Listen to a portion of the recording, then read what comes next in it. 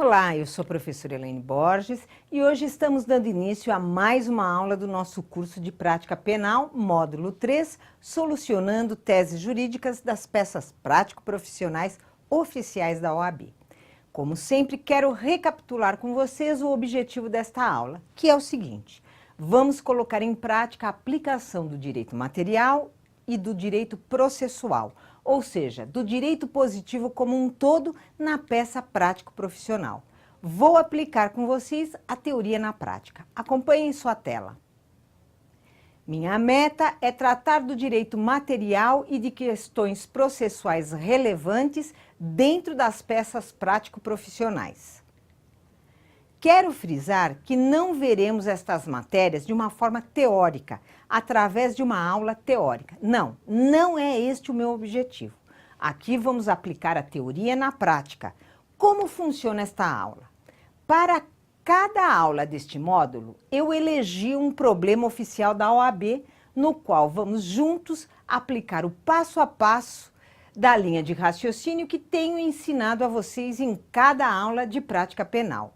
E assim vamos destrinchar, esmiuçar todas as teses jurídicas suscitadas nos problemas oficiais da OAB, explicando direito material e processual que envolve o problema de forma prática, auxiliando desta forma o seu conhecimento jurídico e a redação forense da matéria de direito.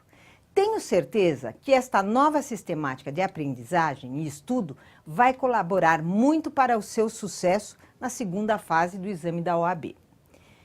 Dito isto, vamos agora para o nosso problema. Hoje, meus alunos, elegi a peça prático-profissional de um dos exames de ordem de Minas Gerais. Este exame ocorreu antes da unificação, o que não interfere em nada em meu objetivo. Pois como este problema trata de um tema que a OAB adora, pouco importa se ele foi alvo de um exame anterior à unificação dos exames em todo o Brasil, porque o que importa é a questão jurídica e por isso elegi este exame. Prestem bem atenção, este problema é excelente por inúmeras razões, entre elas quero salientar a questão do latim. Em mais de 20 anos ministrando aulas práticas e militando na área criminal, já escutei grandes equívocos por parte de algumas pessoas, como por exemplo, latim é língua morta, por isto não deve ser utilizada, ou latim é linguagem ultrapassada, a OAB não gosta que o examinando utilize terminologia latina, enfim, já escutei data vênia muita bobagem com relação à questão do uso de latim no direito penal. Meus alunos, eu quero falar o seguinte, eu não sei nas outras áreas, até porque me especializei na área criminal e atuo, na verdade, há mais de 24 anos como advogada criminalista. E é justamente por causa da minha experiência que eu garanto, latim na área penal é muito utilizado. Basta você assistir o canal da TV Justiça, aos julgamentos do Supremo, por exemplo, e você comprovará o que eu estou dizendo. Na verdade, o latim faz parte da vida do operador do direito, demonstra cultura jurídica e profundo conhecimento técnico. Por isto que eu sempre oriento a usar pelo menos 5 palavras em latim na sua prova no dia do exame.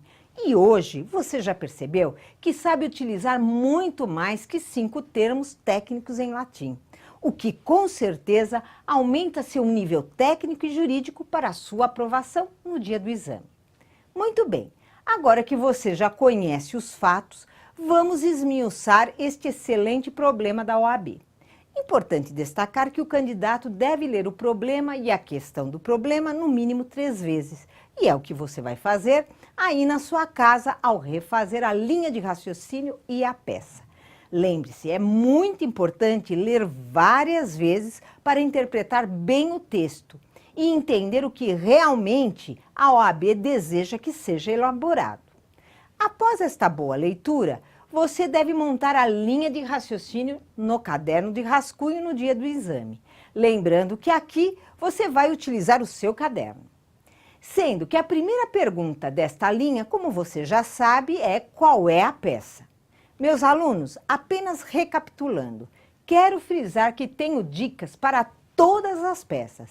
Assim, não há como o candidato não descobrir no dia do exame qual é a peça. Muito bem, veja em sua tela. Lendo o problema, você localizou a dica da professora Elaine Borges, visto que na história narrada, você foi procurado pela ofendida, isto é, por Maria Celeste, devendo defender os interesses da vítima. Logo, você deve produzir uma queixa-crime. Meus alunos, prestem atenção.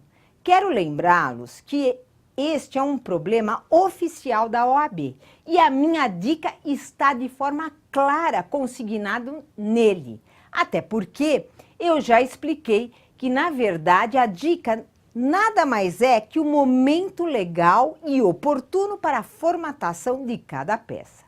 Vamos agora para a segunda pergunta da sua linha de raciocínio.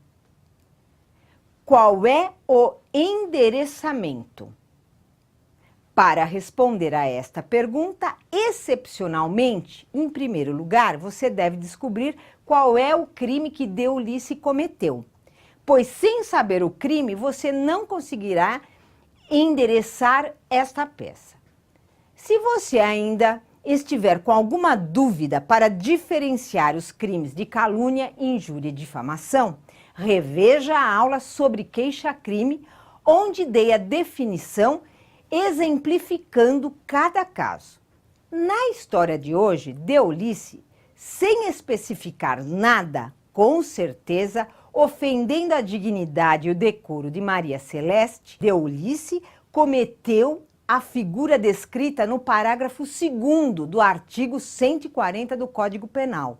Ela ultrapassou os limites da figura do crime de injúria descrita no caput. Agora ela atingiu os limites da injúria real, com vias de fato, exatamente como descreve o parágrafo 2º do artigo 140 do Código Penal, que diz, veja em sua tela: injuriar alguém ofendendo-lhe a dignidade ou decoro. Parágrafo 2º. Se a injúria consiste em violência ou via de fato, que por sua natureza ou pelo meio empregado se considerem aviltantes, pena, detenção de 3 meses a 1 ano e multa, além da pena correspondente à violência. Importante notar que agora a pena máxima passa de 6 meses para 1 ano, mas não podemos esquecer que a injúria foi na frente de várias pessoas, o que acarreta a aplicação do artigo 141, caput, inciso 3º do Código Penal. E neste caso, a pena máxima cominada é aumentada de 1/3, isto é, a pena máxima cominada passa para 1 ano e 4 meses. Meus alunos, este cálculo é muito importante, pois se a pena máxima ultrapassar a 2 anos, o endereçamento será para um juiz de uma vara criminal comum, o que não ocorre no caso do nosso problema, cuja pena máxima chega a 1 ano e 4 meses.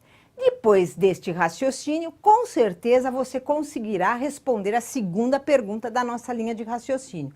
Isto é, você chegará ao endereçamento correto, pois temos aqui um crime de menor potencial ofensivo, cuja competência é do juiz de direito da Vara dos Juizados Especiais Criminais.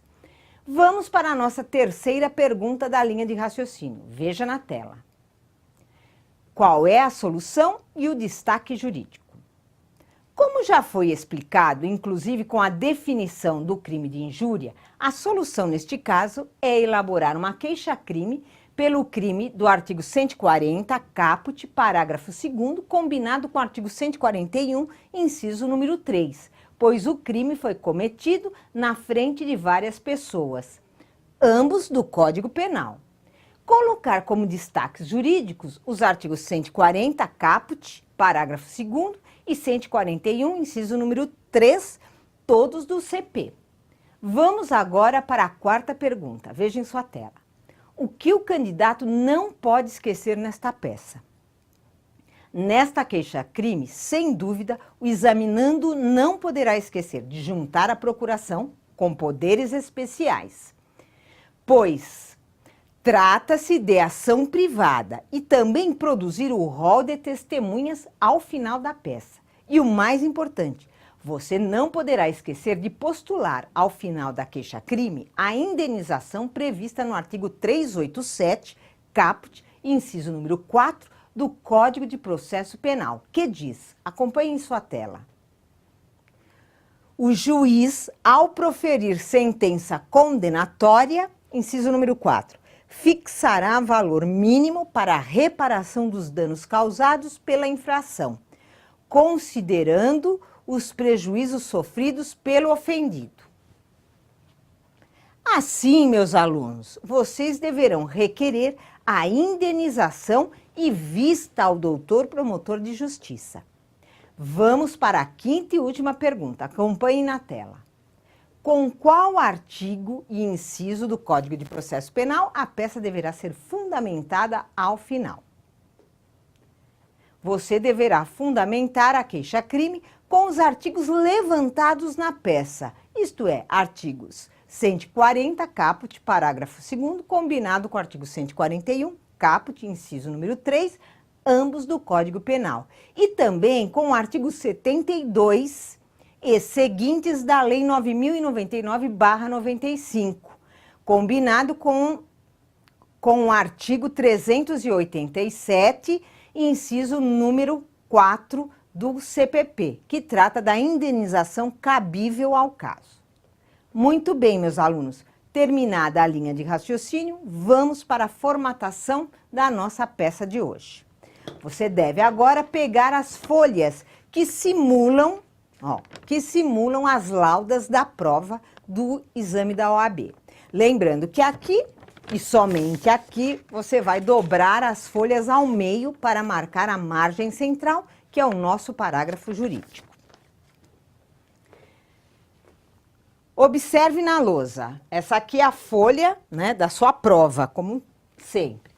Eu vou ditar o cabeçalho. Tudo que eu ditar, você vai começar na margem esquerda e vai até a margem direita. Chegou lá, volta para cá, tudo por extenso e tudo com a primeira letra maiúscula. Preparados?